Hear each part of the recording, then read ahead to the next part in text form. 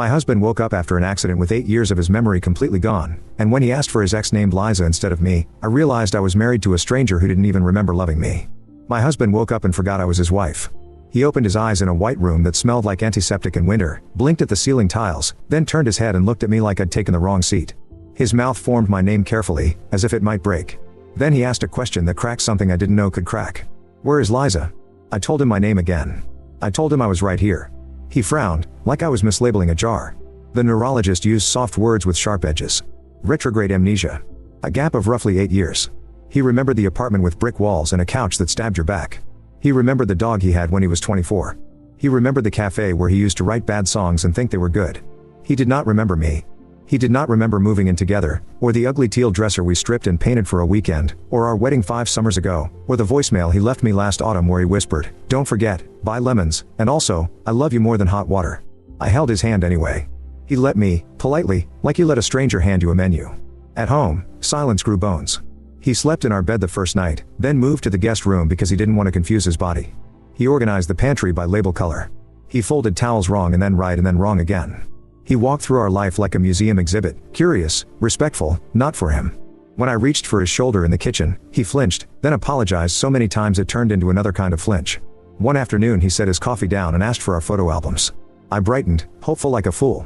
I brought everything, our road trip through deserts that looked like Mars, the Thanksgiving where the turkey fell on the floor and we ate mashed potatoes on the rug, the time he shaved his beard because he lost a bet and spent a week pulling his hoodie strings tight. He flipped pages slowly. He smiled at himself without me. He looked at pictures of us and said, "You look happy." Past tense. Like he was reading about a character who'd had a decent run. And then, quietly, "Do you know where Liza is now?" Liza. A name I knew from stories, the girl from the era before me, the one he dated on and off when he believed grand gestures could keep small promises together. She had become a myth over time, the harmless kind, the one you mention with a shrug when you're packing old letters into a shoebox. Now she had gravity again. He scrolled through his old messages with the intensity of a detective, found an email address that bounced, then a Facebook with a new last name and 2 children in matching pajamas. He stared at those pajamaed strangers for a long time. I suggested therapy. He said yes. He is that kind of man. He bought a notebook and made lists like he could audit his way back into us. Things Mara likes. Things I used to do. Things that feel true. In the 3rd column, he wrote one line 10 times. I loved Liza. He underlined it, as if repetition could turn remembering into truth. People picked sides without saying they were picking. His mother brought soup and a book about patience and smiled at me like I was a substitute teacher. My sister texted late-night battle cries, "He'll remember with his body before his head." His best friend Luca, who once got drunk at our rehearsal dinner and cried at the thought of love surviving rent, suddenly liked every post from Liza's new life. 3 weeks in, he asked for space. He moved into the guest room permanently, tucked his ring into a drawer, asked for the passwords to shared accounts in a voice that was sorry and also a wall. I cried in the bathroom like a crime scene. He apologized for making me cry. He apologized for being alive. I tried to show him ordinary proofs. The dent in the hallway where we dropped the dresser. The stain on the carpet from red wine and a laugh we still repeat. The way the neighbor's cat sits on our porch every morning at 8:12 and yowls exactly twice. None of it stuck. He nodded like a good student in a class he didn't plan to pass. He sent Liza a message anyway. He wrote it in the Notes app first and read it to me because he is, even in this, a man who thinks courtesy can blunt a blade. Something about wanting to apologize for disappearing from her life without a proper goodbye. Something about a feeling that had returned like weather. I said, "You don't owe her anything." He said, "I think I do." The message came back a day later from her husband's account. "Respectfully, please do not contact my family again." He didn't cry. He didn't rage. He closed the laptop, put on his shoes, and went for a walk that took 4 hours. When he came back, he was colder. Not mean.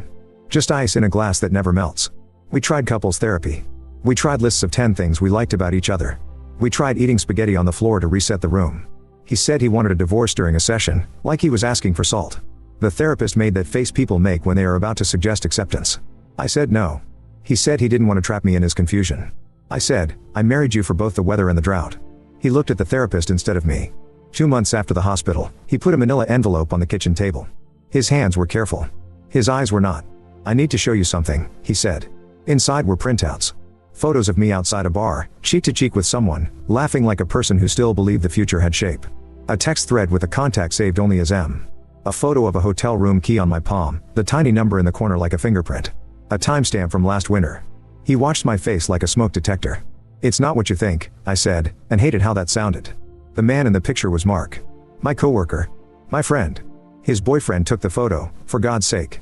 The hotel key was from a conference we both attended. It was me texting his room number because his phone had died and I was knocking for an extra charger. I explained. He listened. He didn't blink in the places where blinking would have changed something between us. "You were married," he said. His voice wasn't angry. It was arithmetic. "You didn't tell me. You were there," I wanted to say. "In my life. In my jokes. In my mouth. You were here when I came home, when I made soup, when I said, I'll do better at not leaving dishes in the sink. You were here when I chose you 6,000 quiet times." But he didn't remember any of that. All he had was paper. "Who gave you these?" I asked. He said it didn't matter. He said a friend had seen me out. He said someone had been concerned. He said the word concerned like an accusation dressed in a soft sweater. For the first time since the hospital, I felt anger instead of grief. It lit up my mouth. "You have been meeting with ghosts and calling it love. You have been reading old emails and calling it fate. You have been staring at a woman who does not want you and calling it a sign. And now you have printouts you don't understand, and you're calling them proof." He flinched at proof. He said he wasn't accusing. He said he was just showing me what he had. He said he needed honesty because his head was already a maze. So I told him a truer truth than either of us wanted. I told him that last winter we were not good. That he had been sleeping on the couch because of a fight so small we can't find it anymore. That I had gone to a conference and danced until my feet hurt and held a friend's arm like the railing it was. That I had wanted to feel chosen. That I had not cheated. That I had come home to him and made soup and tried again. That wanting is not the same as doing. That we were messy and married and it was ours. He stared at the photos again. He said, "I don't know how to want you without remembering you." He asked for the divorce papers again. This time he didn't sound like he was doing me a favor. He sounded like a man who believed he was finally telling the truth. I could fight. I could subpoena phone records and ask Mark for a signed statement and turn our marriage into a courtroom where the verdict was only ever going to be compromise. I could call Liza. I could send her a message that said, "Come get your ghost. He won't leave until you tell him to." I could pack his ring and my rings and the teal dresser and the cat into separate boxes and try to divide the life we built the way lawyers divide assets. Instead, I put the manila envelope back on the table. I pushed it toward him gently. "If you're going to choose a story," I said, "choose the one you can live with. Choose it all the way." He looked at me then. Really looked. Like his eyes were brand new and almost hurt. His mouth opened. He almost said my name like a memory. Then he closed it. He nodded once. He picked up the envelope. He went to the guest room to sleep. At 3 a.m, I stood in the doorway and watched his chest rise and fall. I whispered the thing I'm not sure he remembers, the thing I'm not sure I believe anymore either. "I love you." It landed in the room like a coin in a fountain people have stopped visiting. In the morning, he'll ask me to sign. Or he won't. In the morning, the neurologist will say the words they always say. Give it time. In the morning, Liza will take her kids to school and not know she is the ghost in a house she never visited. In the morning, I'll make coffee and drink it black and try to remember how to be a person who chooses herself without choosing to hate the man who can't find me in his own head. I don't know if this is a love story or a ghost story. Maybe all marriages are a little of both. Maybe the only honest ending is not an ending at all, just two people standing in a kitchen with proof and memory and choice, and the clock between them saying nothing at all.